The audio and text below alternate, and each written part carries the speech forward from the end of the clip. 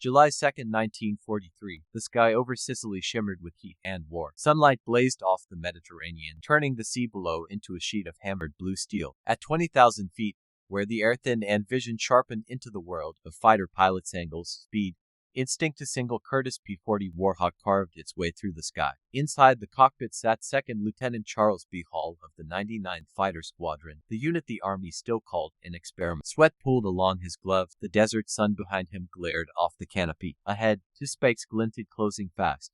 Messerschmitt. Hall pulled back on the stick, feeling the familiar vibration through the frame as the Warhawk strained into a climbing left turn. The P-40 wasn't the nimblest machine in the skies nor the fastest, but it was rugged, responsive, and in the hands of a pilot like Hall, deadly if flown with precision. The Bf-109 surged closer, engine snarling. Hall's breath slowed, his vision narrowed. The whole world collapsed into one calculation: when to turn, when to fire, when to commit. Then the moment came. Hall leveled out for a fraction of a second, squeezed the trigger, and unleashed a burst of .50 caliber fire that tore through the open sky like a horizontal hailstorm. One Messerschmitt rolled violently, its tail shearing away under the impact, the fuselage erupting into flame. It spun downward in a burning spiral while the second German fighter broke away in shock. Hall watched it vanish, then steadied his breathing as his squadron mates shouted across the radio. He got one. Hall got one. Below, on the ground, German observers were stunned. Reports would later note the incredulous remark, "Ein Schwarzer Pilot,"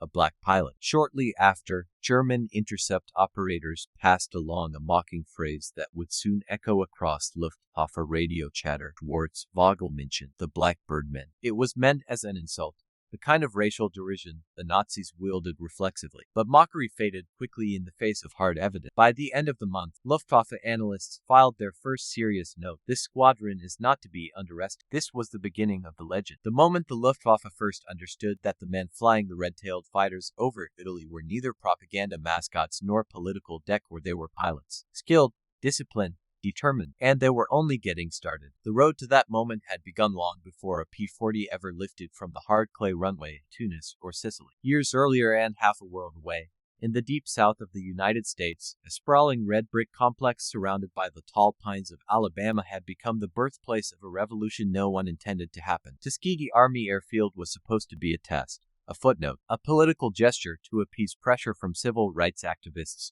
black newspapers, and sympathetic politicians. But to the War Department, especially its more conservative officers, it was little more than an experiment, a chance to say they had tried. Few believed African Americans were capable of flying complex warplanes. The prejudices of the age were woven deeply into military doctrine. Reports from Army psychologists, now infamous for their pseudoscience, insisted black Americans lacked the technical ability, emotional control, and spatial reasoning needed to succeed as aviators. The Army built Tuskegee as a self-contained island. Black pilots trained by black instructors, maintained by black mechanics, watched by skeptical white overseers who expected the whole enterprise to collapse quietly. Instead, something remarkable happened. Under the Alabama sun, guided by the visionary leadership of men like Charles Chief Anderson, Benjamin O. Davis Jr., and countless unsung instructors, a stream of discipline, brilliant pilots emerged, almost 1,000 of them. They mastered the PT-17 Stearman, the BT-13 Valiant, and eventually the AT-6 Texan, progressing from unsteady first flights to perfecting the art of aerial gunnery, formation flying,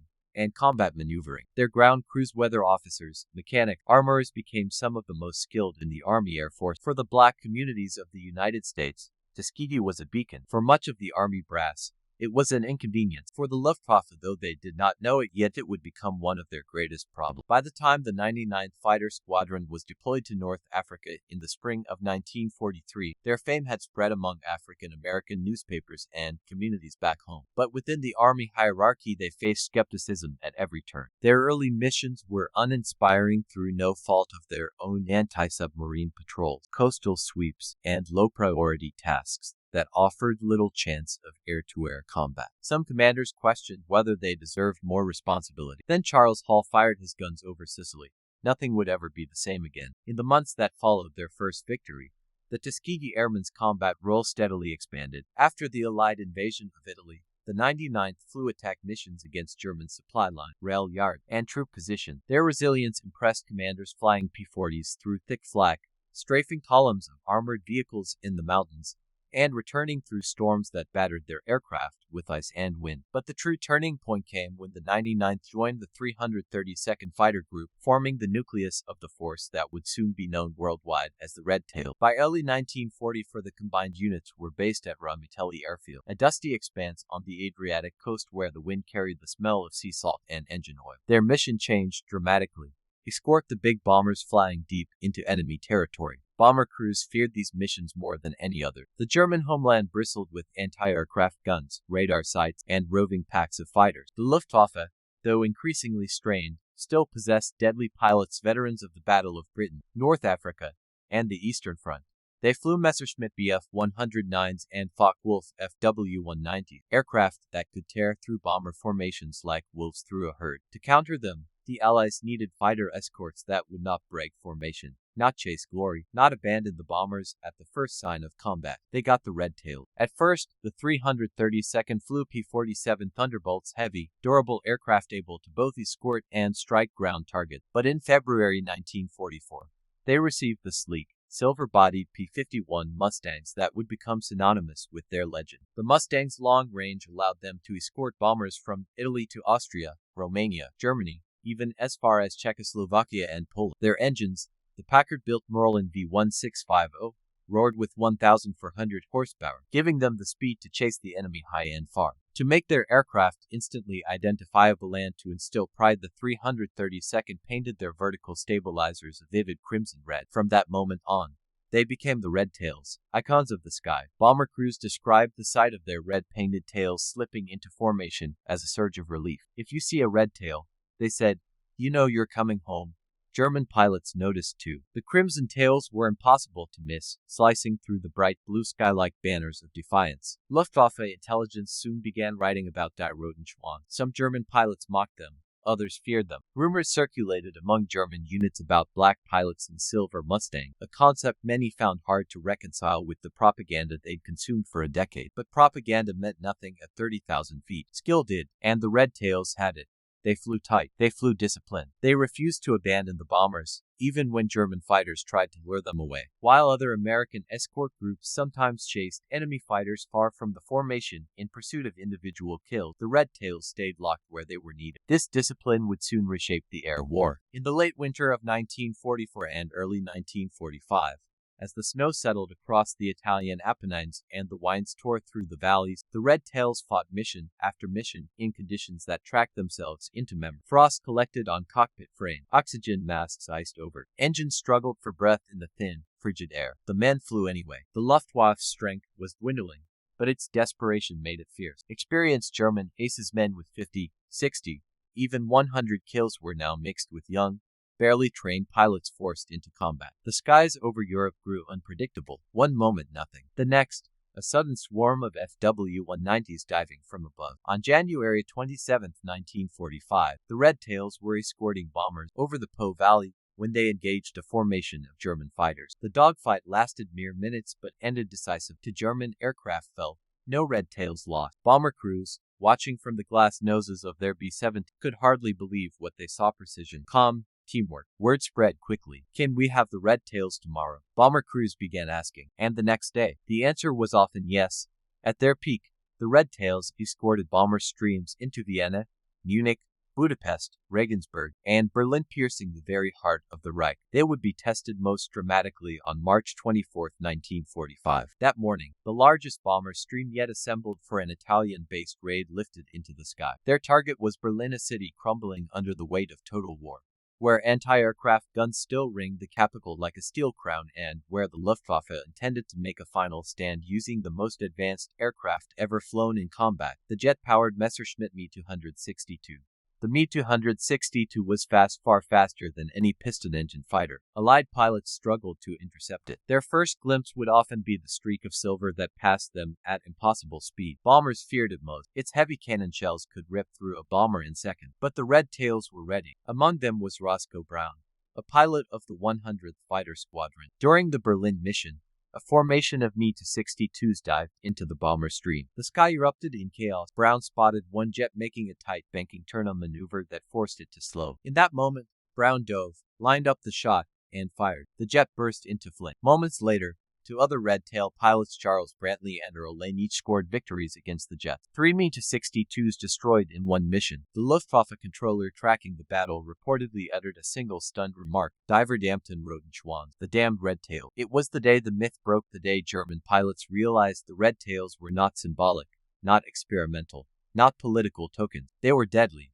They were elite. By war's end, the numbers spoke for themselves. The Red Tails destroyed 112 enemy aircraft in the air. They destroyed roughly 150 more on the ground. They earned 96 distinguished flying crosses. They flew more than 15,000 missions. And most famously, they achieved the bomber loss rate that set them apart from every other fighter escort group in the Mediterranean theater. Only 27 bombers were lost while under their protection compared to the 46 bomber losses that other escort groups averaged. In the cold mathematics of war, that difference meant hundreds of American airmen lived to return home. And yet, when the war ended, the Red Tails returned to a country still segregated and still uncertain how to honor men it had once doubted. They stepped off troop ships and aircraft into a society that did not yet know how to integrate them into its own myths. But history would not forget, and neither would the men they had saved. President Harry Truman, influenced by their achievements and the shifting political climate after World War II, issued Executive Order 9981 in 1948,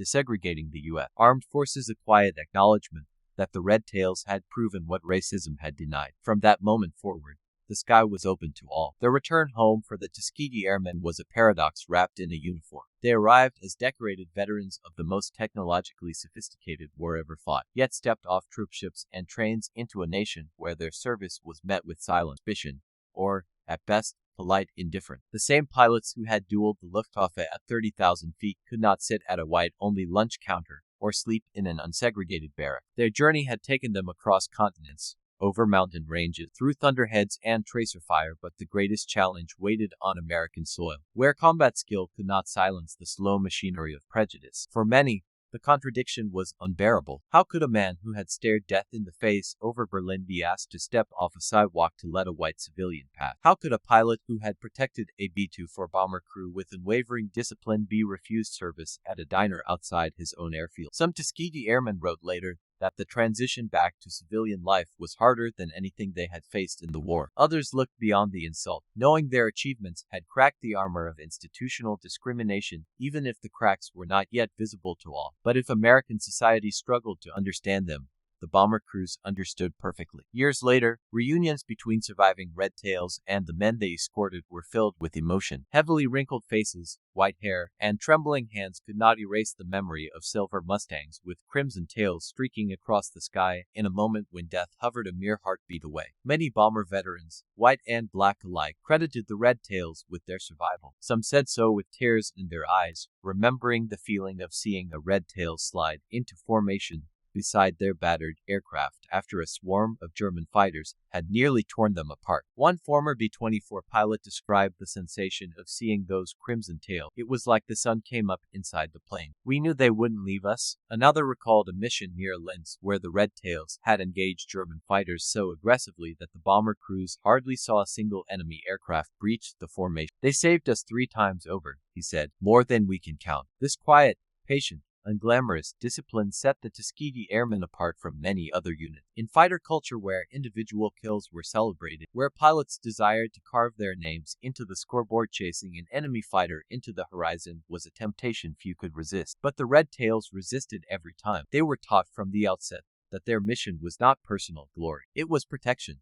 Their value was not measured in kills but in bombers returned safely. This philosophy became ingrained in their training, their ethos, their identity. They were guardians. Meanwhile, Luftwaffe intelligence officers were struggling to reconcile their own reports with years of Nazi propaganda. For a decade, the regime had depicted black Americans as inferior, incapable of modern combat, unable to master the sciences or technology of industrial warfare. Yet here they were, flying the finest American fighters, outmaneuvering German aces, destroying Messerschmitts and Focke-Wulf, and beating jet aircraft in aerial duels. The cognitive dissonance was profound. One captured German pilot, interrogated after the war, admitted that the first time he saw a black pilot he thought it was a malfunction of his eye. We had been told it was impossible, he said, not unlikely impossible. But impossibility had fallen from the sky in red-tailed Mustang, leaving burning wreckage across Europe. German pilots began trading stories among themselves. Some swore the black pilots were exceptionally aggressive, others insisted they were cautious. A few believed the red tails flew differently, more calculated,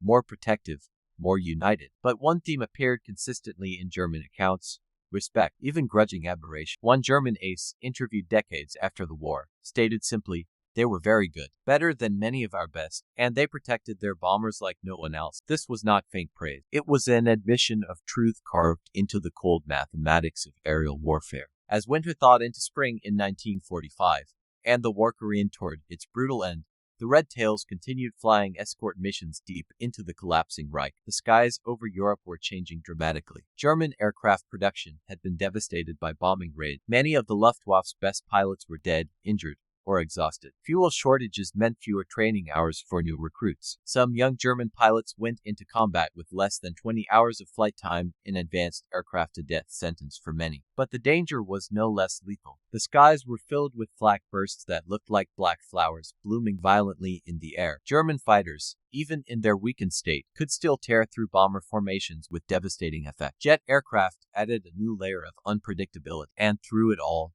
the Red Tails remained unwavering. They flew missions to Munich, Budapest, Klagenfurt, Ploesti, Regensburg, and Vienna. They traversed the Alps, soaring over ridges where clouds clung to jagged peaks, entering valleys where anti-aircraft fire exploded upward in lethal pattern. They escorted bombers deep into the Danube basin, where German industry still clung to life. Each mission added to their growing legend. On April 26, 1945, one of the final major escort missions was launched. Rumors swirled among the pilots, rumors of Hitler's bunker, of SS divisions dissolving into chaos, of Soviet forces pushing deeper into Berlin. The skies, once filled with hundreds of German fighters, were now strangely empty, yet the Red Tails did not relax. Their discipline held firm until the very end. Flying over northern Italy, a red-tailed pilot spotted a lone German fighter attempting to flee east. He dove after it, fired a short burst, and sent the aircraft crashing into a field. It was one of the last German planes destroyed in the European theater, and fittingly, it fell to a Tuskegee pilot. When the war finally ended in Europe on May 8, 1945, that day the Red Tails found themselves standing at a crossroads. They had done what no one expected. They had proven their worth beyond question. But their symbolic victory over racism in the skies did not translate instantly to equality on the ground. The returning pilots were greeted with cheers by some, indifference by others. Many were ordered to return to segregated bases. They wore the same uniforms as white servicemen, carried the same medals, and bore the same scars from combat, but were denied the same right. Some were forced to enter through back doors of bus stations or train depots. Others were told they could not use officers' facilities despite being officers themselves. They had fought for a freedom they themselves did not yet fully possess. Yet beneath the surface, change was coming. President Harry Truman, a man not known initially as a civil rights reformer, studied reports of wartime performance across all branches of the military. Among the most striking findings were the operational results of the Tuskegee Airmen. Their bomber escort record, discipline, and lack of disciplinary issues set them apart. Truman saw what many military leaders had tried to deny. The segregated system was untenable, inefficient, and morally indefensible. 3 years after the Red Tails' final missions over Germany, Truman signed Executive Order 9981, declaring that the U.S. Armed Forces would be desegregated. It was not just a policy change, it was a historical pivot point, and the Tuskegee Airmen were at its center. They had done, in wartime, what decades of arguments had failed to do in peace, proved beyond doubt that excellence ignores color. Meanwhile, their impact reverberated across Europe. The Luftwaffe, shattered by defeat, was forced to reconcile the truth about the pilots it had once mocked. German airmen who had survived the war spoke candidly. They considered the Red Tails among the best pilots they had faced. Some said they preferred to fight British Spitfires or American Thunderbolts over the disciplined Mustangs with red tails. This reversal from mockery to respect was a quiet but profound chapter in the final years of the war. In the post-war years, the Red Tails built lives that reflected their resilience. Some became commercial pilots, though many airlines initially refused to hire black aviators. Others became engineers, educators, were civil rights leaders. A few stayed in the newly desegregated Air Force and rose to high rank. Their legacy radiated outward, influencing the generations that followed. Every young black aviator who entered a cockpit after 1945 walked in their shadow. Every aerospace engineer who studied aerodynamics, every flight officer who dreamed of soaring through the cloud, found inspiration in those men who had written their story in the sky when the world least expected it. Their impact extended to Hollywood films, history books, and classrooms, but more importantly, their example reshaped the culture of aviation itself. The Red Tails did not simply fight in the war. They changed the trajectory of American identity. They dismantled a barrier that had stood for centuries with nothing more than discipline, courage, and absolute mastery of the air. Today, their red-tailed Mustangs appear in museums, airshows, and murals not as relics of a segregated past, but as symbols of something transcendent. The men who flew them stand as giants whose courage was measured not only in dogfights won, but in the quiet endurance of their dignity in the face of injustice. They soared in the thin, bright air above a divided world and proved what should never have been doubted, that greatness belongs to no race but to all humanity. The final missions of the Tuskegee Airmen lingered in memory like fading trails across a wide sky. Their war ended, but the echoes of their propellers still thrummed in their bones. Some pilots swore they could hear the engine note of a Merlin V1650 long after stepping out of the cockpit for the last time, a ghostly vibration that tied them forever to the thin air where life and death were separated by the twitch of a wrist. It was in that realm, above clouds lit gold by sunrise and red by tracer fire, that the Red Tails had carved their legacy. Yet the world they returned to was not the world they had defended. Back home, the currents of American society were swirling with contradictory parades celebrated victory in Europe. Newspapers printed headlines about peace returning. But beneath the surface, a familiar segregation still held firm, resting in laws, customs, expectations. Train stations had white and colored entrances. Restaurants maintained separate seating. Housing developments wrote discriminatory clauses into deed. And while military officers pinned medals to the uniforms of the Tuskegee Airmen, those same airmen often walked out the door into a society that insisted on keeping them apart. Still, something fundamental had changed. The men themselves had changed. They carried with them a sense of purpose forged through war, through discipline, through combat. And they had seen places: North Africa, Sicily, Italy, Austria, Germany, where the color of the skin mattered less than the color of the aircraft diving at your sick. They had seen allies cheering for them, enemies respecting them, and war demanding that competence outrank prejudice. This new perspective would shape the next phase of their lives. Some Red Tails stayed in the military. Lieutenant Colonel Charles Chuck Dryden, who had flown missions over North Africa, Italy, and Austria, remained an instructor and mentor for younger black pilots. Benjamin O. Davis Jr., who had commanded the 332nd Fighter Group, rose through the newly integrated Air Force to eventually become the first black general in the U.S. Air Force. His leadership style, quiet, precise, demanding, became legendary. Those who flew under him recalled that he expected excellence because he knew excellence was their armor. Others pursued careers far from the cockpit. Roscoe Brown, who had shot down an Me-260 to Overberlin, earned a doctorate in education and became a university president, advocating tirelessly for equality. Lee Archer, one of the group's top aces, spent decades in the corporate world, breaking barriers just as he had done at 30,000 feet. Many became engineers or teachers, passing on the discipline aviation had taught them. But whatever path they followed, one truth remained: the skies had changed them. Some spoke of flying as liberation, not just physical, but emotional. In the sky, racism felt distant. At altitude, above the patchwork of fields and towns, the world seemed simpler. Physics, timing, geometry, instinct. A pilot's value was measured not by appearance, but by act. That clarity stayed with them. They had tasted a meritocracy that the ground refused to give. And so, slowly at first, relentlessly over time, they helped bring the principles of the cockpit down to earth. The impact of the Red Tails on the civil rights movement is often understated, yet their influence is unmistakable. They were living proof that segregation's logic was a lie. They had succeeded in the most demanding technical role of the war, mastering machines at the cutting edge of modern engineering. Their victories flew in the face of every falsehood that segregation tried to uphold. During the late 1940s and early 1950s, black Americans fighting for equality could point to the Tuskegee Airmen as evidence, not argument. They were not theory. They were fact. A Tuskegee veteran named George Hardy, who would later fly in the Korean War and Vietnam War, once said, "We gave the nation something it could not deny." That something became a cornerstone of the push toward desegregation in the armed forces and,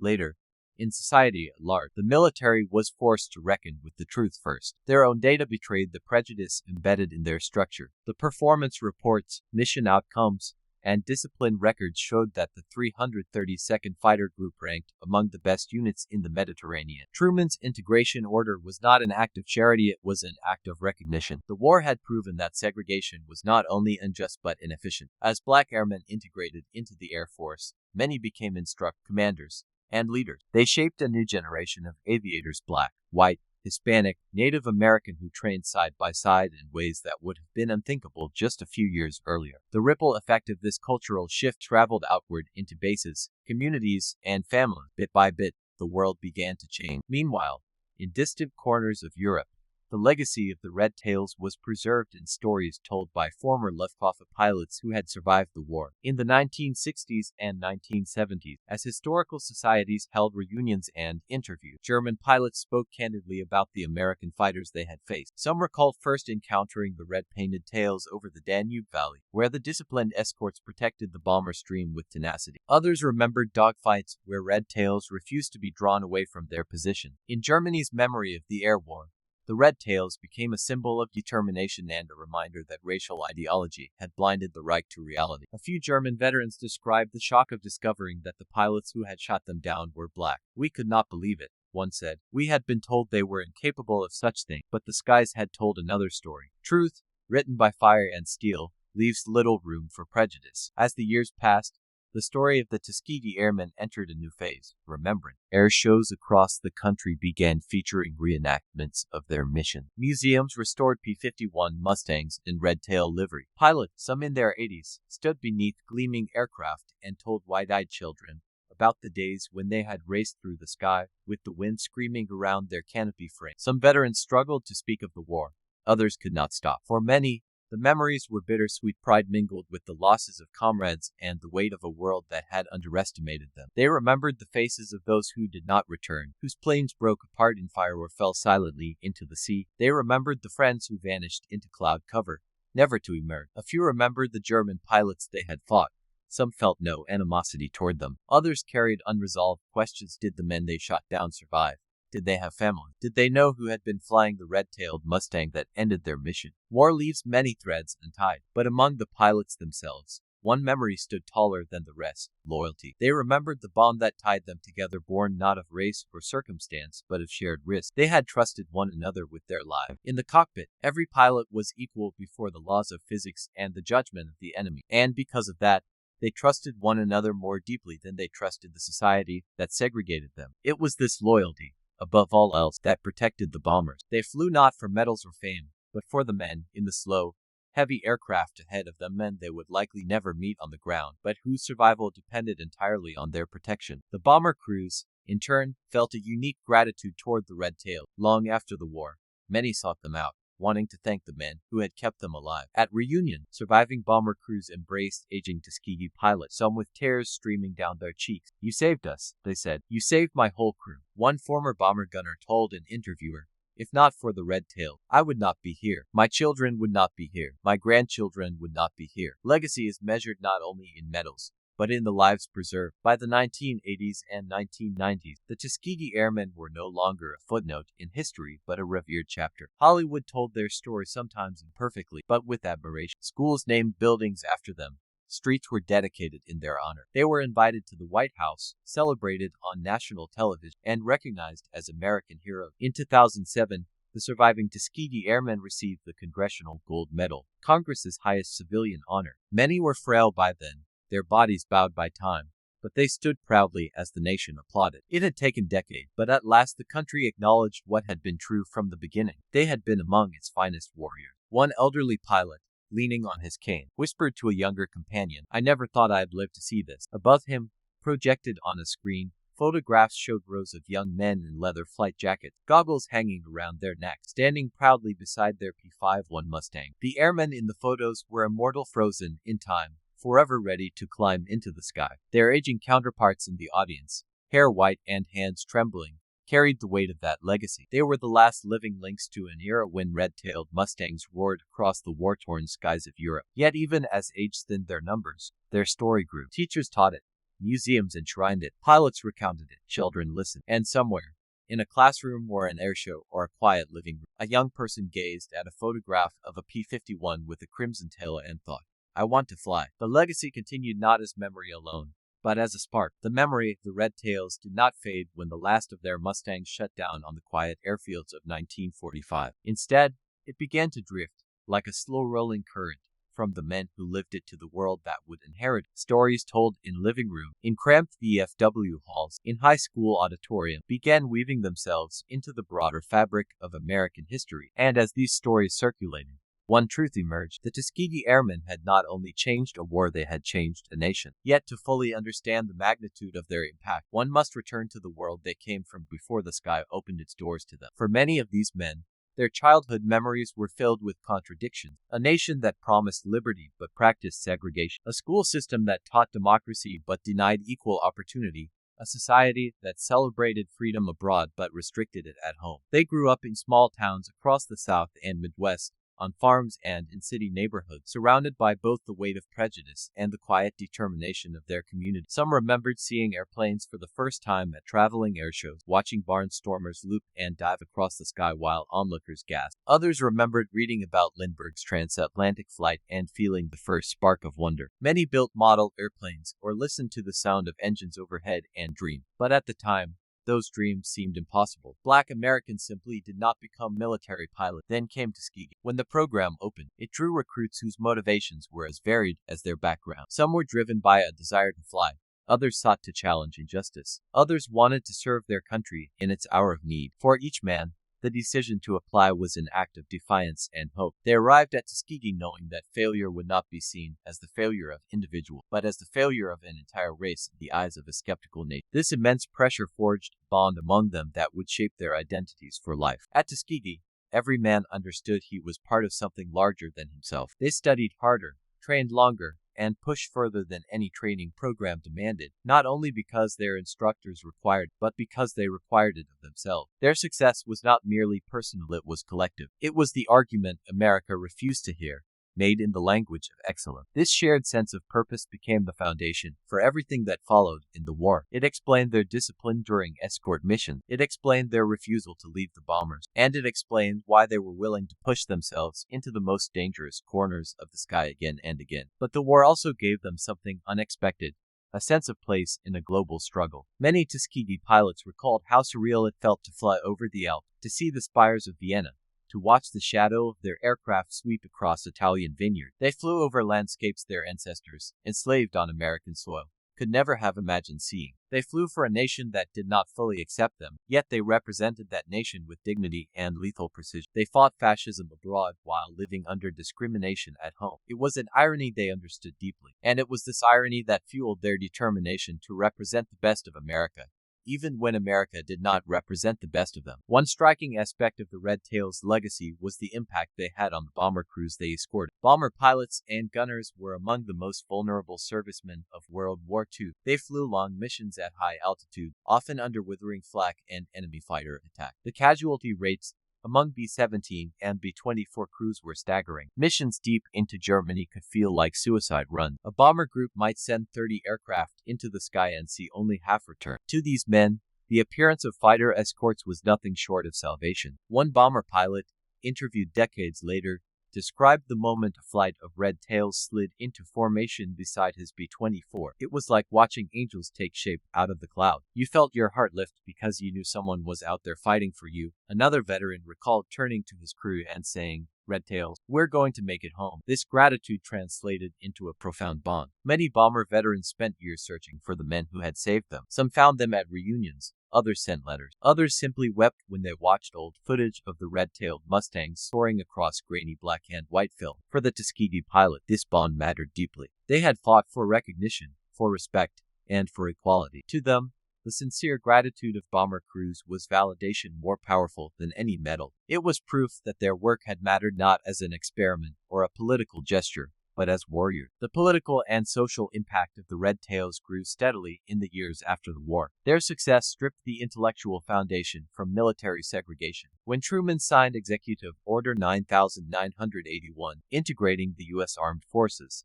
he cited performance, morale, and justice. But behind these broad terms lay a quiet truth. The Tuskegee Airmen had proven that segregation was neither defensible nor logical. They had provided the military with the data, hard, unforgiving numbers that no prejudice could refute. Once the military integrated, a cascade of change followed. Black officers rose to higher rank. Training programs diversified. Bases ceased to enforce the old division. The military became one of the first large American institutions to systematically dismantle segregation. This transformation would eventually ripple into civilian society. Some historians argue that without the Red Tails, the civil rights advances of the 1950s and 1960s might have unfolded differently or more slowly. The symbolism of black men excelling in a high-technology field during the 1940s sent a message that resonated across the nation. It inspired activists, it challenged lawmakers, and it encouraged young people, black and white alike, to reconsider the assumptions they had been raised with. But beyond these broader historical currents, the personal stories of the airmen reveal something even more profound. The war gave them not just a place in history,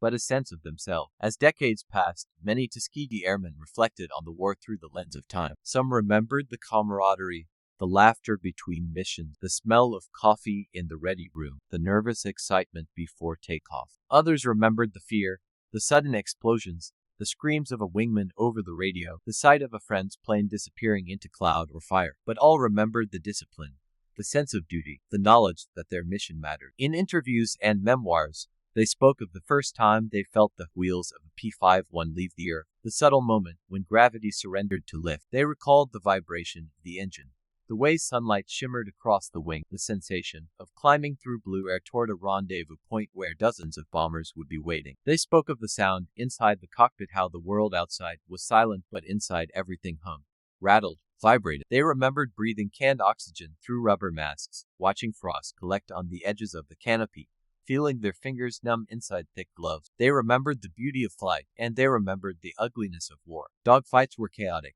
brutal, disorient. A fighter pilot had less than 2 seconds to decide whether an enemy aircraft was turning toward him or away from him. One wrong move could put a man in the gun sights of an ace who had survived dozens of deadly encounters. The Red Tails learned to read not just metal and motion, but human intent, to anticipate the moment when a German pilot would brake left, or dive, or attempt a vertical climb. In many cases, those instincts saved their lives. They recalled the first time they saw an Me-260 to streak past a blur of metal that seemed impossible to match. They remembered the shock, the awe, and then the determination. They found ways to catch the jets during takeoff, landing, or at low speeds. They studied their weaknesses. They learned. It was this analytical approach, rooted in discipline, that helped them survive where so many others did not. As the years continued, the Red Tails found themselves invited to speak at schools, universities, and military academies. Young cadets listened with admiration, often realizing for the first time that the path they were walking had been paved by those who had flown before them. In classroom, the airmen spoke not just about combat, but about perseverance, responsibility, and the importance of standing firm against injustice. Some told painful stories, others shared humorous ones. A few kept their darkest memories to themselves, but all understood their role to ensure the next generation knew that history was not an abstract series of events but a tapestry woven by real people, some of whom bore scars the world would never see. Many Red Tails lived long enough to witness the transformation of American aviation. They saw the jet age, the space race, the moon landing, the development of stealth aircraft, and the rise of a diverse air force that would have been inconceivable in 1940. Some watched the space shuttle launch into orbit and thought back to their first flights at Tuskegee, wooden desks, chalkboards filled with equations, instructors walking row to row explaining aerodynamics and weather systems. The difference between those first lessons and the technology of the 21st century was vast, yet the essence remained. Flight was freedom. A few Tuskegee veterans even lived to see black astronauts soar into space, carrying a piece of their legacy into the cosmos. When Colonel Guion Bluford became the first African American in space in 1983, he publicly thanked the Tuskegee Airmen for opening the door. When Mae Jemison became the first black woman in space in 1992, she expressed the same sentiment. Their achievements were part of the same continuum of courage. The Red Tails had shown that the sky was no limit. Perhaps the most poignant moments came at air. There, beneath the roar of modern jets, a P-51 Mustang painted with a red tail would taxi slowly across the airfield, sunlight glinting off polished aluminum. Crowds gathered, children pressed against fences, and somewhere, often sitting beneath a tent for shade, was an elderly Tuskegee Airman in a red baseball cap, the years etched into his face but his eyes still sharp. People approached him with reverence. Some asked for autograph, others simply wanted to shake his hand. A few stood silently, too moved to speak. The pilot would smile, nod, answer questions. And when the P-51's engine roared to life and the aircraft lifted from the runway, climbing into a sky it once ruled, the airman's eyes would follow it with a tenderness that spoke of things only he could truly understand. The roar of that engine was the echo of his youth. The streak of red was the color of memory. And the sky above was the place he had proven not through words but through action that character, courage, and excellence belonged to all who dared to rise. As the 20th century edged toward its final decade, the story of the Tuskegee Airmen began to re-emerge in the American consciousness not as an obscure footnote, nor as a politically convenient anecdote, but as a central, defining chapter in the intertwined histories of aviation, civil rights, and military transformation. The men themselves were aging, some passing quietly into memory, others appearing at ceremonies with canes and broad smiles. But the legend of the Red Tails was growing stronger, reaching a momentum even they could not have predicted in their youth. One of the most profound shifts occurred not in classrooms or political speeches, but in the personal journeys of those who discovered the airmen's history for the first time. A young black student in Chicago might have sat in a school library, flipping through a book about World War II, only to stop dead when he saw a photograph of a proud, confident pilot with dark skin standing beside a gleaming P-51 with a red tail. A young girl in Atlanta, visiting a museum with her family, might have stared at a mannequin wearing a Tuskegee flight suit and whispered, almost to herself, "That looks like someone from my neighborhood." These moments, quiet, intimate, transformative, carried a power far beyond statistics or medals. They reshaped identity itself. The Tuskegee Airmen had done the unthinkable in the 1940s. They had inserted themselves into a narrative that the world had declared was not theirs. Aviation had long been a domain mythologized as white, elite, inaccessible. Yet here were nearly 1,000 black pilots, mechanics, engineers, meteorologists, and officers who had not only participated in the war but excelled in its most technologically demanding arena. Each photo, each story, each preserved aircraft served as a beacon across generations. But the airmen's influence extended beyond inspiration. It altered the very infrastructure of American aviation. Many veterans became flight instructors, teaching hundreds of new pilots in civilian programs that diversified the field of aviation. Others entered the emerging industries of aerospace engineering and air traffic control. Their presence in these sectors demonstrated that the barriers of the past were neither natural nor permanent. Yet for all their achievement, the airmen themselves often spoke humbly about their service. They insisted they were no different from any other pilots of the war. They had simply been asked to do a job, and they had done it well. But their modesty could not obscure the truth. They had altered the trajectory of the nation. The world itself had changed dramatically since their wartime mission. The jet age had matured into the space age. Satellites orbited the Earth. Mars rovers rolled across the red dust of another planet. Airliners the size of buildings soared above thunderstorms at near supersonic speed. And through every technological milestone, the airmen watched with a sense of wonder, pride, and reflection. Some were invited to NASA facilities, where they sat in control rooms or walked through hangars beside spacecraft that dwarfed the machines they had once flown. Engineers and astronauts greeted them with reverence. Many would say openly, "We're here because you were there first." It was not any exaggeration. The integration of the Air Force after the war created a direct pipeline for black aviators, scientists, and engineers to participate in the space program. Without the Tuskegee Airmen, the generations that produced astronauts like Guy Bluford, Charles Bolt, and Michael Anderson might have faced insurmountable barriers. In this way, the Red Tails did not merely alter military history, they helped alter the trajectory of human exploration itself. Yet their story was not free of sorrow. Time thinned their rank. Friends who had once sat side by side in briefing rooms or lounged on the grass beside runways in Italy now passed away one by one. At funerals, folded flags rested atop caskets as taps echoed through the air. Younger generations attending these ceremonies often felt a sense of awe. They were witnessing not just the passing of men, but of an era. Still, the airmen remained connected to one another. They attended reunions, some in wheelchairs, others using walkers, all wearing the distinctive red jackets or red baseball caps that marked them as Tuskegee veterans. At these gatherings, they told stories that had grown smoother over time, worn into shape like stones polished by a river. They talked about the dust at Ramitelli Airfield, which clung to uniform, boots, and exposed skin. They talked about the pranks young pilots played on one another to ease the tension of combat. They talked about the instructors at Tuskegee whose stern expressions hid secret pride. They talked about the letters from home, some filled with encouragement, others with reminders of the discrimination waiting for them after the war. But most often, They talked about the sky. One veteran, his voice soft with age, said during an interview, "You've never seen blue until you've seen it at altitude." Another added, "You've never felt alive until you've flown a fighter." Their descriptions were poetic, almost spiritual. For them, flight had been more than a military assignment, it had been a revelation. In the 1990s and 2000s, Hollywood and television took renewed interest in the Red Tail. Documentaries aired on national networks. Films brought their story to millions who had never heard it. Some dramatizations took liberties, as films often do, but at their core,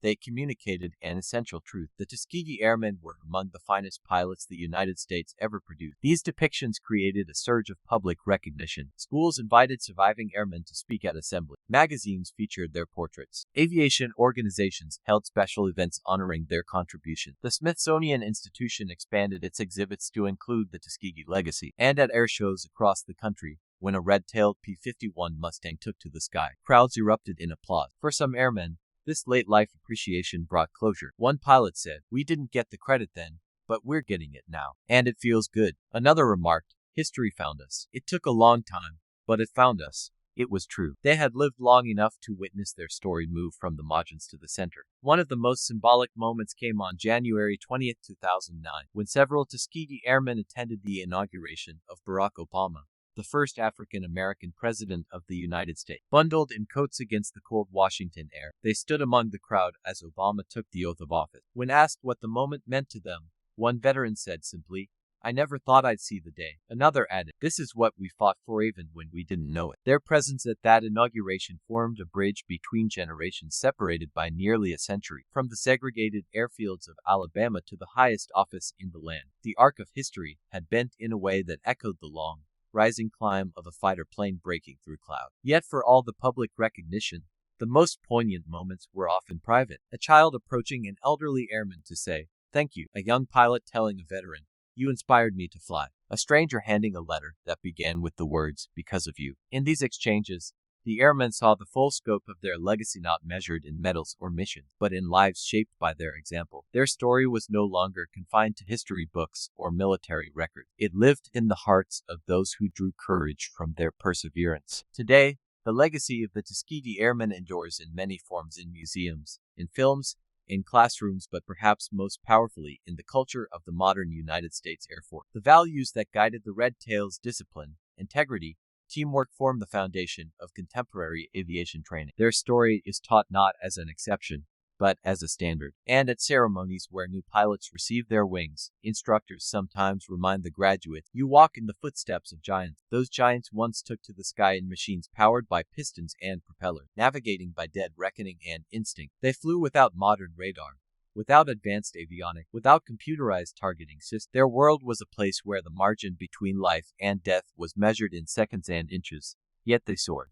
They fought. They protected, and in doing so, they transcended not just the limits of the sky, but the limitations imposed upon them by the society below. The story of the Tuskegee Airmen is the story of a group of men who answered their nation's call with courage in their hearts, wind in their faces, and fire in their engines, and, in answering that call, they reshaped the world. The passing years brought not only recognition for the Tuskegee Airmen, but also a deeper, more nuanced understanding of what their service represented. It became clear that their story was not merely one of military achievement. It was a story about the nature of possibility itself. They had overturned assumptions that had calcified for generations. They had shown what lay beyond the limits society imposed on them. And as more Americans learned about the Red Tails, the questions that once constrained the lives of black citizens began to dissolve. In countless living rooms across the country, black, white, and otherwise, the story of the Tuskegee Airmen inspired conversations about courage, talent, and the consequences of prejudice. Parents sat with their children watching documentaries or reenactments and said, "This is what determination looks like." Teachers assigned research projects on their mission. Students, who may have once skimmed past World War II as a distant abstraction, suddenly found themselves captivated by the sight of polished Mustangs streaking into the sky,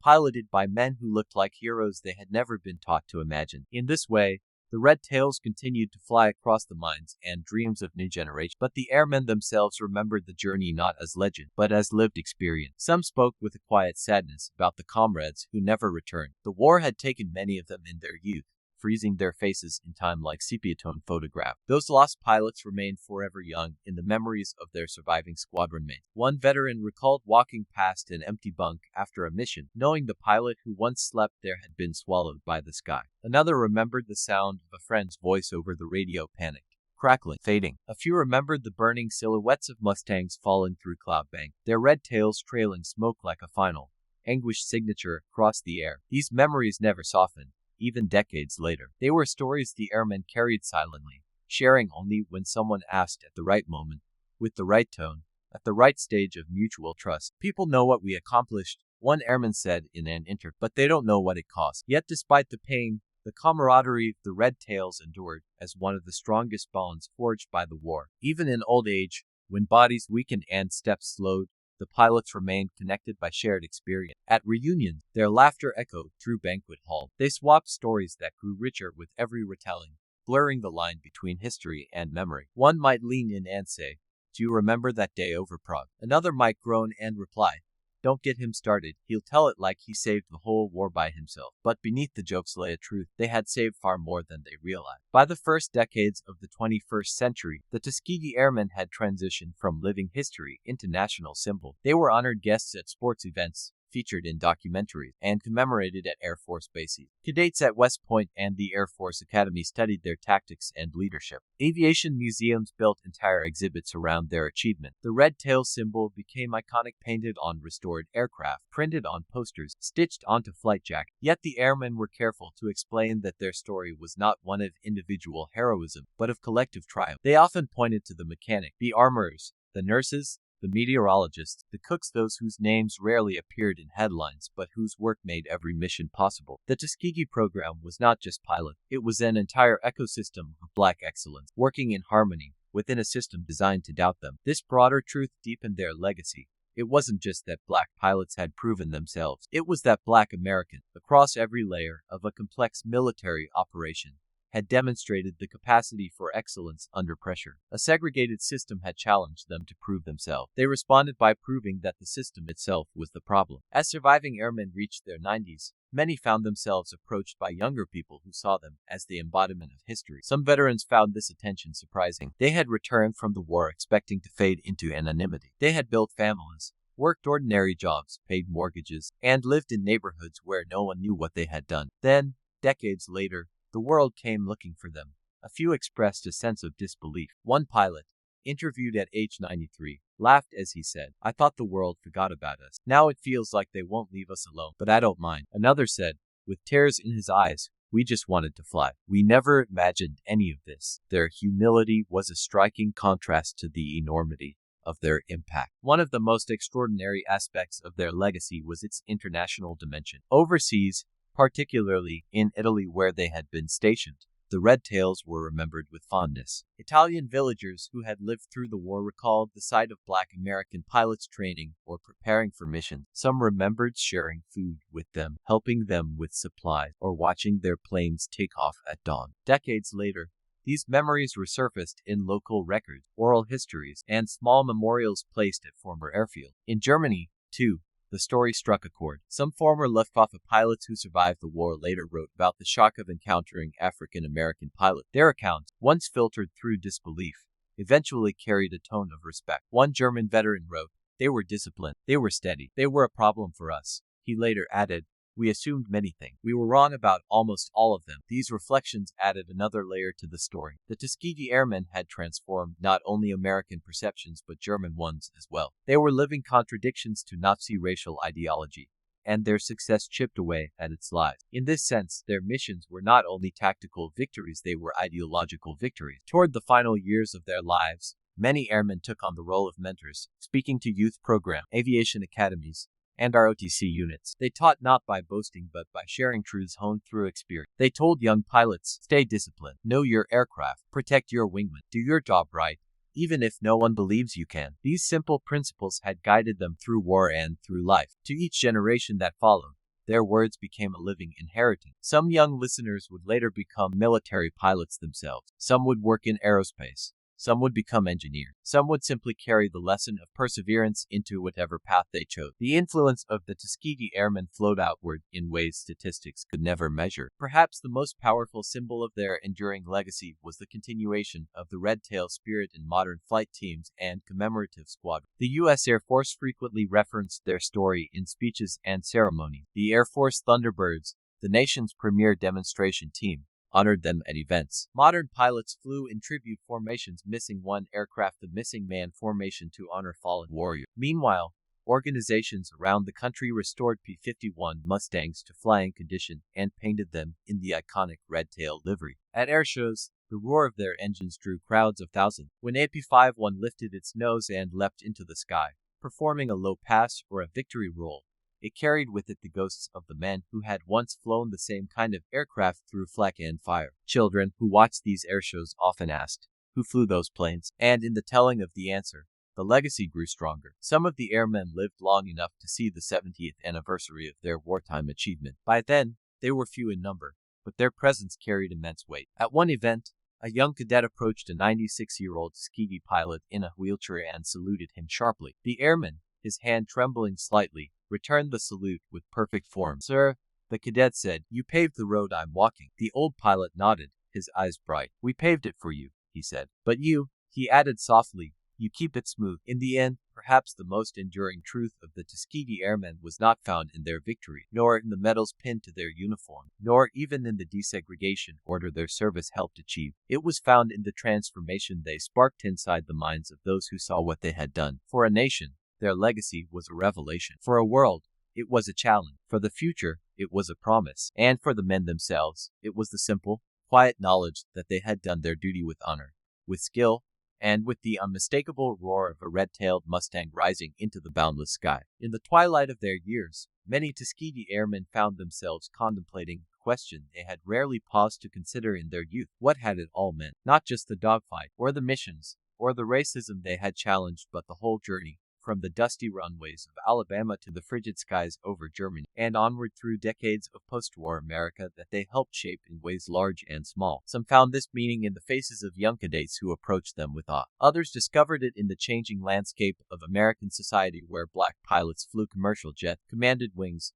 or sat in the cockpits of space shuttles. Still others felt it in the simple gratitude of people who approached them at public events to say, "Thank you. We know your story now." They had lived long enough to witness history catching up to them. But for many, the deepest meaning lay in memory, in the sound of old engines they could still hear when they closed their eyes at night, in the feel of flight gloves worn soft by use, in the echo of the briefing where they once gathered behind maps filled with arrows, altitude, and targets that now lay silent beneath the dust of time. Memory was their companion, both warm and weighty. One such memory, often recounted by surviving pilots, revolved around the moments before a mission. The ritual was always the same. Dawn's first light would creep across the Adriatic horizon, cool and blue. Mechanics fueled the aircraft, their hands moving with practiced efficiency. Armorers loaded .50 caliber rounds into wing-mounted gun belt. Crew chiefs inspected every rivet, every connection, every control surface. The pilots stood nearby, reviewing their assignment, adjusting their flight suit, breathing slowly to steady their nerves. And then came the grip. It happened before nearly every mission. A crew chief, black like the pilot, but seldom recognized in the same way, would place a hand on the pilot's shoulder and say a quiet word, "Bring her back," or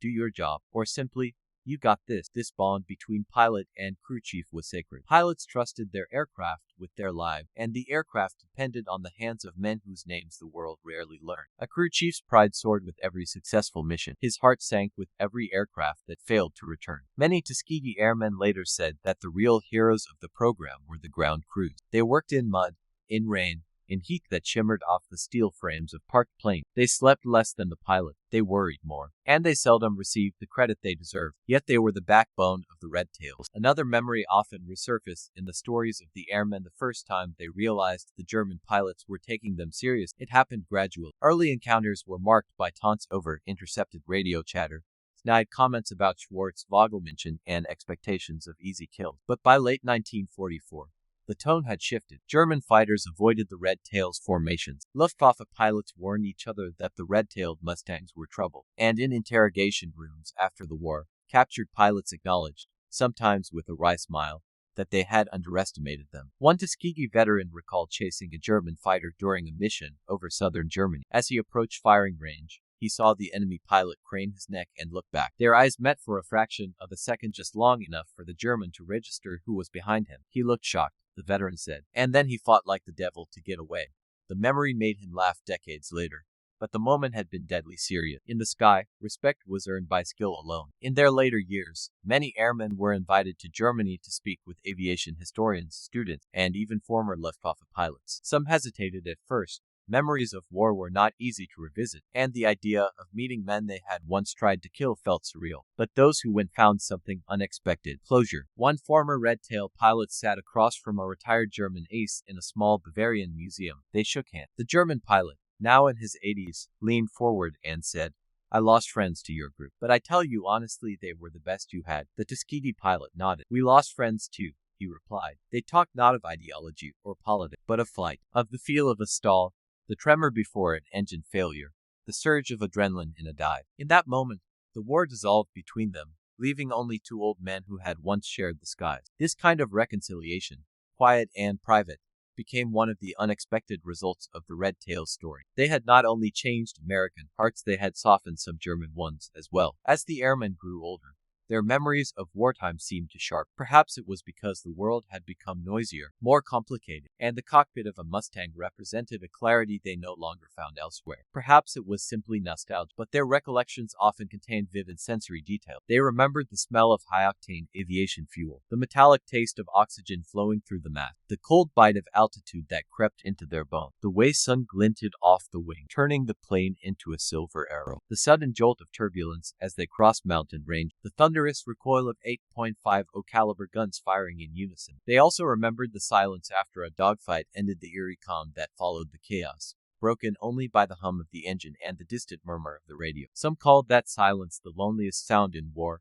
Others found it peaceful. By the time the airmen entered their late 90s, many had become living legends, beloved guests at national ceremonies, honored at military academy, and featured in documentaries that introduced them to millions. But even as their fame grew, they remained deeply human. They joked, they teased, they told stories with theatrical flair. They corrected misconceptions with gentle firmness. They never let fame go to their head. One elderly pilot, asked what it felt like to be a hero, replied without hesitation, "I wasn't a hero. The heroes didn't come home." This humility became a defining element of the Tuskegee legacy. Even as time diminished their numbers, new tributes emerged: statue dedication, library wings named in their honor, scholarships created for young aviators, historic markers placed at former bases, a national ceremony in Washington, and more than once, a missing man formation flown overhead in honor of a fallen airman. At Arlington National Cemetery, rows of simple white headstones bear the name Tuskegee pilot. Visitors often leave small red painted stones or miniature red tail models atop the graves, silent symbols of respect. On certain anniversaries, Air Force cadets march between the rows, saluting each marker. These rituals testify to the power of a legacy carried forward not by decree, but by choice. The airmen's last years were a mixture of celebration and farewell. Those who remained stayed connected through phone calls, letters, and occasional reunion. Their families became the caretakers of their stories, ensuring that when the airmen passed, their voices would not fade. Some shared memories with their children only near the end of their lives. A daughter might learn for the first time that her father had once flown Escort over the Alps, or that he had survived a near-fatal engine failure, or that he had shot down an enemy aircraft. Many airmen had kept these stories quiet, not out of shame or secrecy, but because they believed they were simply doing their duty. They did not boast, they did not exaggerate. They let history speak for them, and history did. When the last surviving members of the group began to slip away, something remarkable happened. Their story did not diminish, it grew strong. Younger generations stepped forward to preserve it: historians, pilots, teachers, filmmakers, and everyday citizens who understood the importance of what had been achieved. The narrative of the Tuskegee Airmen entered a new phase, one not carried by living witnesses but by guardians of memory. Museums built immersive exhibits with artifacts from Tuskegee Army Airfield. P-51 Mustangs were restored to flyable condition in their honor. Aviation groups created Red Tail commemorative flight. Schools incorporated their story into history curricula. And across America, murals appeared on walls, vivid paintings of red-tailed fighters soaring through clouds with fierce beauty. The image of a red tail became a symbol of excellence across boundaries, and the idea of the Tuskegee Airmen became something larger than the men themselves. It became a testament to what courage, discipline,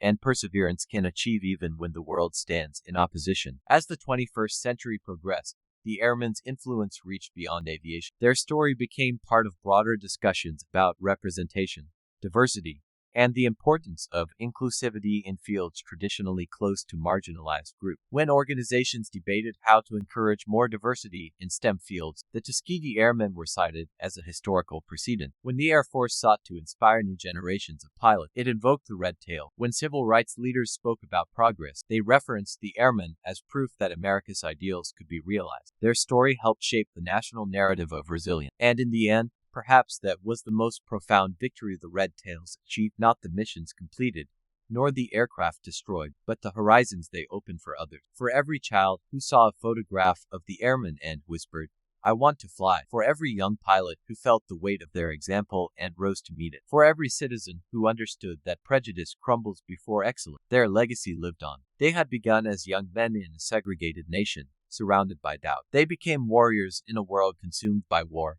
proving themselves in the harshest arena imaginable. They ended as patriots whose courage reshaped a nation's conscience. And though time eventually claimed every pilot, every mechanic, every officer of the Red Tails, the echo of their propellers still resonates. It resonates in the roar of modern jets, in the hush of museum halls, in the pride of community, in the gratitude of a nation, and in the boundless sky that once tested them and ultimately helped them prove who they truly were. The Tuskegee Airmen rose. They fought.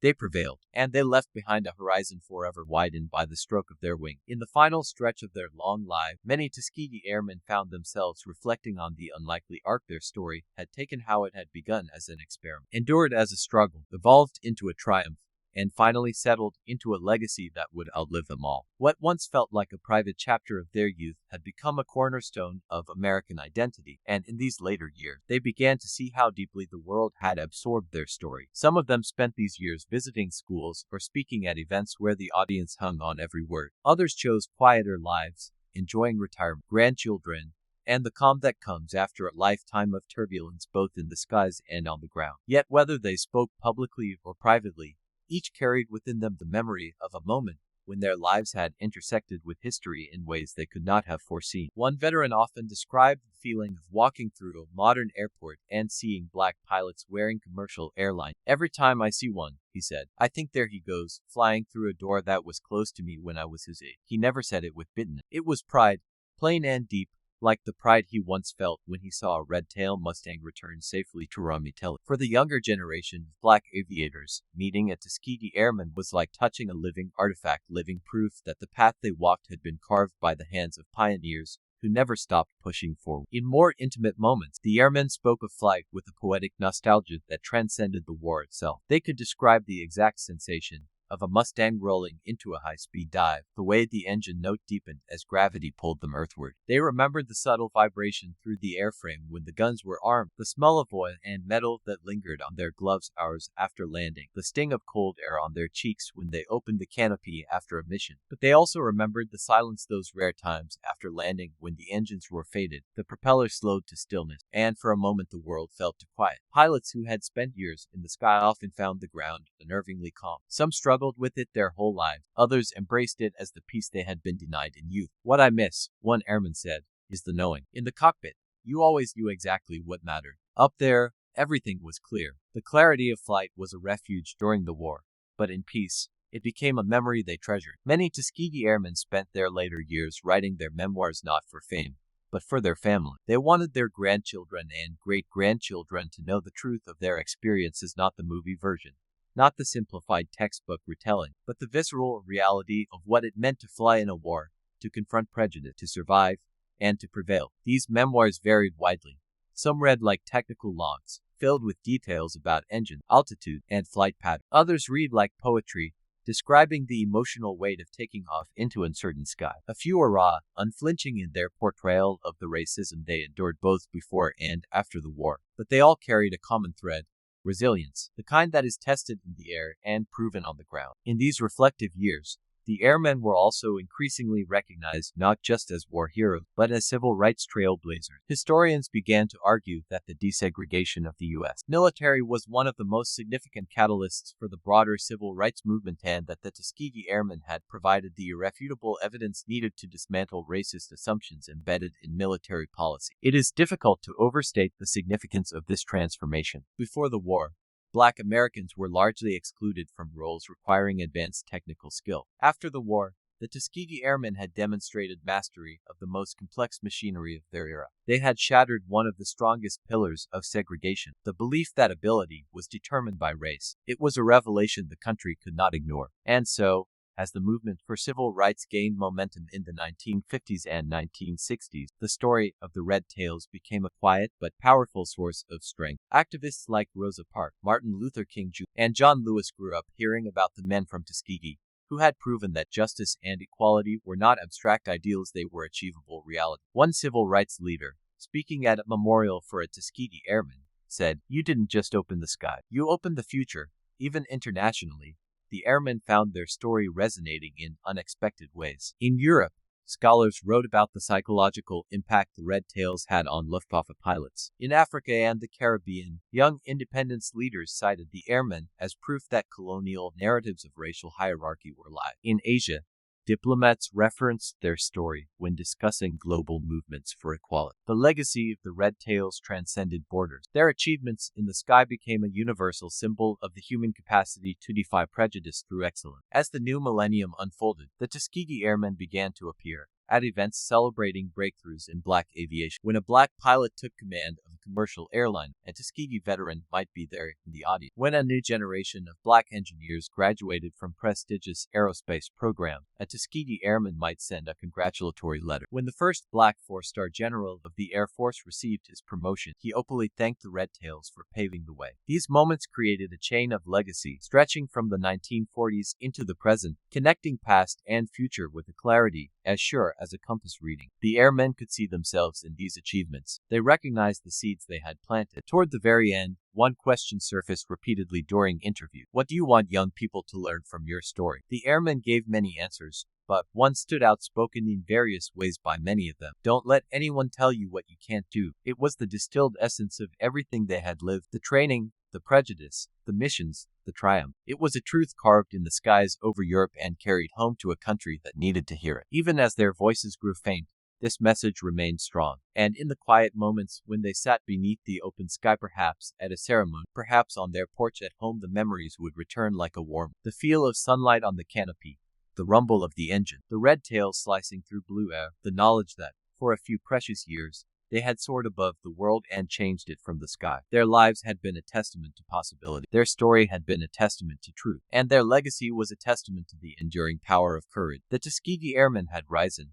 They had guarded. They had endured. And though time claimed them one by one, the sky they conquered remained wide open for all who followed. In their final years, as the world moved at a pace they could barely recognize, the Tuskegee Airmen found themselves surrounded by a paradox they had come to accept with quiet dignity. While their bodies aged, their story seemed to grow younger. New generations discovered it as if it had happened yesterday. Children who had never known a world without smartphones stared wide-eyed at men who had once strapped themselves into metal machines and hurled into the sky at 400 miles an hour. Teenagers whose history books were filled with digital timelines learned that history was not lines on a screen, but flesh and blood, men who breathed, who bled, who dared. And the airmen themselves felt something that surprised them. Relevant. Some of them joked about it. Imagine, one pilot laughed at a reunion, leaning heavily on his cane. "We were too black to fly in 1941, and now they won't stop putting us on TV." Another added, "If the generals who doubted us could see this, they'd choke on their cigars." But beneath the humor was a tender truth. For many years after the war, the Tuskegee Airmen had felt forgotten. Their achievements were overshadowed by larger narrative, buried beneath decades of silence. But now, the country they had served, sometimes grudgingly, often imperfectly, embraced them with gratitude they had waited a lifetime to hear. It was a kind of homecoming. Some of the airmen had outlived expectations by decades. They attended events in wheelchairs, pushed carefully through crowds that parted respectfully around them. Their hands were thin now, bones sharp beneath soft skin. Their voices were gentler, breath sometimes shallow. But when asked about flying, Their eyes brightened with a flicker of the young men they once were. One historian described it perfectly after interviewing a 98-year-old pilot. When he talked about war, he was 98. When he talked about flying, he was 20. For flight had been more than a skill or a duty. It was a calling, almost spiritual. Even those who never flew again after the war carried the sensation inside them, like a secret pulse that kept beating long after the wings were gone. In these final decades, gatherings of the Tuskegee Airmen carried a bittersweet rhythm. The men would reunite, greet one another with warm embraces, reminisce about old times. And then, during the memorial portion of the evening, a bell would ring, one toll for each airman who had passed since the last reunion. At first, the list was short, then longer, then heartbreakingly long. By the 2010s, the bell tolled again, and each sound echoed with the weight of a life lived in defiance of barriers few others could understand. Family members cried softly. Younger pilots saluted. The surviving airmen bowed their heads. Yet even in these solemn moments, there was triumph. The men they honored had flown. They had served. They had changed history. And though they were gone, none of them had been lost. In one of the last large gatherings attended by a significant number of Tuskegee Airmen, an elderly pilot so frail he needed help standing took the microphone. The room quieted instantly. With a trembling voice, he said, "I didn't think we'd be remembered. Not really. We flew our mission. We came home. We got jobs, raised families, lived our lives. That was enough for me. But to see all of you here," his voice cracked slightly, "to see the young people, the pilots, the soldiers, it means the world." He paused, steadying himself. "We were just men," he continued. "We made mistakes. We struggled. We were scared sometimes, but we did our duty. And if our duty helps any of you to do something you love, or to stand tall, or to believe in yourself when someone tells you you're not good enough, then that's our victory." The room erupted in applause. People rose to their feet. The old pilot lowered his head, overwhelmed. It was a simple speech, but it carried the weight of a century. As the airmen dwindled to only a handful, museums and families began the quiet work of preserving their artifacts. Flight jackets stiff with age, goggles scratched from missions long past, medals, some kept in drawers for decades, letters mailed from Italy, browned by time, photographs taken at ramshackle airfield, the young pilots smiling in the sunlight with a confidence the world would soon learn to respect. Even their logbooks became treasured documents filled with neat handwriting describing missions half a world away. Some entries were routine, escort to Linz, no enemy contact. Others carried the unmistakable gravity of combat, engaged bandits. RTB with one confirmed.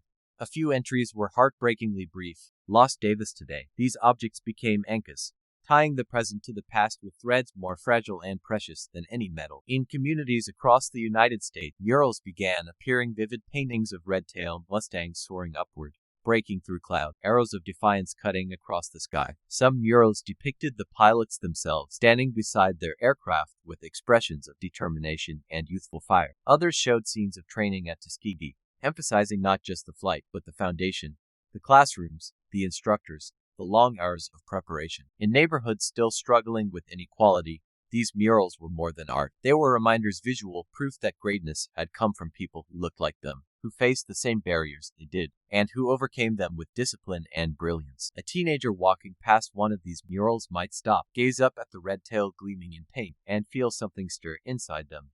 Ambition, curiosity, courage. This was how legacies lived, not in statues alone, but in spark. As historians continued to publish work on the air war over Europe, the reputation of the Red Tails grew stronger still. New analyses of mission records revealed even greater precision and discipline than earlier reports had shown. Declassified documents offered fresh insight into how high-level commanders increasingly relied on the Red Tails during some of the most dangerous phases of the strategic bombing campaign. Their bomber loss record, once debated, became understood as one of the clearest indicators of their success. Their jet kills, once seen as extraordinary, were now acknowledged as a testament to their ability to adapt, analyze, and execute under extreme pressure. Their impact on liftoff and morale, subtle but real, became a subject of scholarly interest. Far from diminishing with time, their combat achievements grew sharper, more defined, more deeply appreciated. In these years, many airmen received honors they once believed out of reach. Streets were named after them.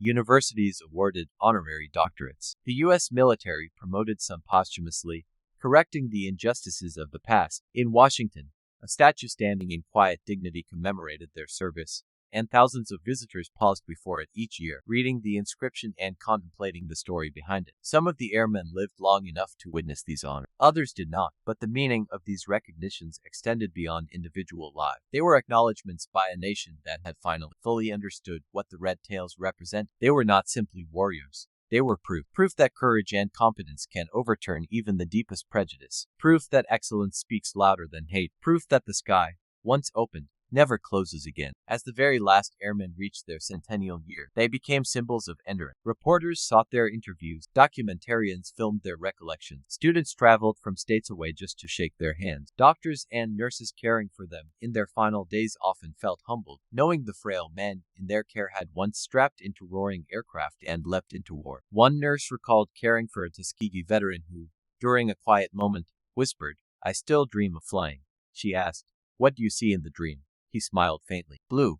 Just blue." And then, as the inevitable happened and the ranks of the surviving airmen thinned to only a precious few, the story passed fully into the hands of those who had never lived it but who felt it all the same. The final Tuskegee Airmen were laid to rest with full honor. Folded flags were placed into the hands of grieving families. Bugles played tap. And overhead, in tribute, modern fighters roared across the sky in the missing man formation, a gesture the Red Tails themselves once performed for fallen wingmen. People cried openly. Veterans saluted. Children covered their hearts. The last of the Red Tails were gone, but their legacy remained. Not in a single monument, nor in a single book, nor in a single film, but in 1,000 stories told across 1,000 places. In the pride of communities, in the inspiration felt by every young person who dared to dream of flight, in the culture of an Air Force that had once doubted them but now revered them, in the shifting currents of a nation striving to live up to its ideal. Their lives had been forged in adversity, their victories had been written in the sky, and their legacy had become part of the American soul. They had soared when the world said they could not. They had fought when the world said they should not. They had triumphed because they knew they must. And now, their story would continue, carried by all who understood the truth they embodied. The sky belongs to those who dare to rise. In the years after the last Tuskegee Airmen passed, a quiet but profound shift took place in how their story was told. It was no longer simply a tale of bravery or racial triumph. It became a cornerstone of understanding what America could be at its best, and what it had once nearly failed to become. Museums updated their exhibits, school curricula deepened their coverage, filmmakers approached the subject with greater nuance, and across the nation, thousands of people, teachers, pilots, military officers, historians took up the responsibility of keeping the flame alive. The airmen themselves were gone, but their presence was everywhere. In Air Force bases where modern pilots walked down hallways filled with photographs of their forebears. In classrooms where children colored pictures of P-51 Mustangs with bright red tails. In college dormitories where aviation students taped posters of the 332nd Fighter Group above their desks. In homes where families displayed shadow boxes containing medals, wings, and patches belonging to grandfathers or great-uncles who had once flown into battle. The Red Tails had become more than individual. They were myth, memory, and mirror, a reflection of who America had been and who it hoped to be. One of the most poignant developments of the 21st century was the emergence of young black pilots who traced their lineage not through blood, but through inspiration. They carried the legacy not in their DNA, but in their ambition. A young boy in Detroit watched a documentary on the Tuskegee Airmen and decided then and there that he would fly. A young girl in Baltimore saw a red-tailed Mustang at an airshow and whispered, "I want to be in the cockpit." A teenager in Texas, struggling with self-doubt, read about how the airmen fought racism before fighting Nazis and realized that discipline could beat obstacles. A cadet at the Air Force Academy studied the combat reports of the 332nd Fighter Group and found a roadmap to confidence. These children did not meet the airmen, but the airmen reached them nonetheless. One modern pilot put it perfectly. "They taught me that excellence is a language no one can argue with," and this truth reshaped not just individual dreams, but whole institutions. The U.S. Air Force, now fully integrated and diverse, embraced the Tuskegee legacy as part of its core identity. Training programs invoked their discipline. Leadership courses studied their resilience. Tactical lessons analyzed their escort philosophy, the unwavering commitment to protect the bombers above personal glory. In the halls of the Air Force Academy, a bronze statue of a Tuskegee Airman stands with eyes cast forward, as if still scanning the horizon for danger. Cadets touch the statue's boot before exams or flights, a ritual, almost superstitious, grounded in respect. Some modern pilots wear small red patches inside their flight suit. Others paint tiny red stripes inside cockpit compartments where no one else will ever see them. A few name their aircraft after Tuskegee legend. These gestures, small but sincere, Grades decade. They ensure that even in an age of advanced avionics and digital warfare, the spirit of the Red Tails remains anchored in the sky. Even beyond the military, their story continued to resonate, especially in moments of national reflection. When conversations about race, equity, and identity surged, the Tuskegee Airmen became a symbol of how excellence can shatter assumptions. They offered a narrative that was neither angry nor naive, it was resolute. Their story confronted America with its contradictions, a nation that had segregated its defenders, a military that doubted the loyalty and capacity of men who ultimately proved indispensable, a society that forced its heroes to fight to wars won abroad, one at home. With time, the country learned to honor not just their triumph, but the injustice they had overcome. As one journalist wrote, the Tuskegee Airmen did not simply break barriers, they revealed them, shattered them, and soared above the pieces. But even as the story broadened, it continued to be defined by intensely personal threads, the moments and memories that shaped individual lives. One surviving letter from a Tuskegee pilot, written in 1944, described the fear of his first night mission. The sky is dark as you can't see the ground. You can barely see your wingman. Then somewhere below you there's a war happening, and you feel like the whole world is holding its breath. Another letter, penned after a particularly difficult escort mission, read, I saw a bomber go down today. I couldn't get to him in time. I'll never forget that falling flame. Yet amid the darkness, there were moments of light. Letters describing laughter between missions, descriptions of meals shared with Italian villagers, notes about camaraderie in the ready room, reflections on the first snowfall the pilots ever saw in Europe. Years later, these letters became treasured artifacts, windows into the lives of men who had once been young, hopeful, fearful, determined. As scholars continued their research, they found that the airmen's story was not confined to the war year. Many had gone on to shape the post-war world in ways that rarely made headlines but profoundly affected society. Some became principals at schools that would later produce civil rights leaders. Some became engineers who contributed to early NASA projects. Some became lawyers who fought for equality in courtrooms. Some became mentors, shaping generations of young men and women who saw in them a standard to uphold. Their influence stretched far beyond the cockpit. Meanwhile, the public fascination with the airmen continued to grow. Documentaries and movies reintroduced their exploits to wide audiences. Authors wrote detailed histories that captured the complexities of their experience. Reenactors painted their aircraft to resemble the Red Tails and flew them with pride at airshows, narrating their stories to crowds. One airshow pilot,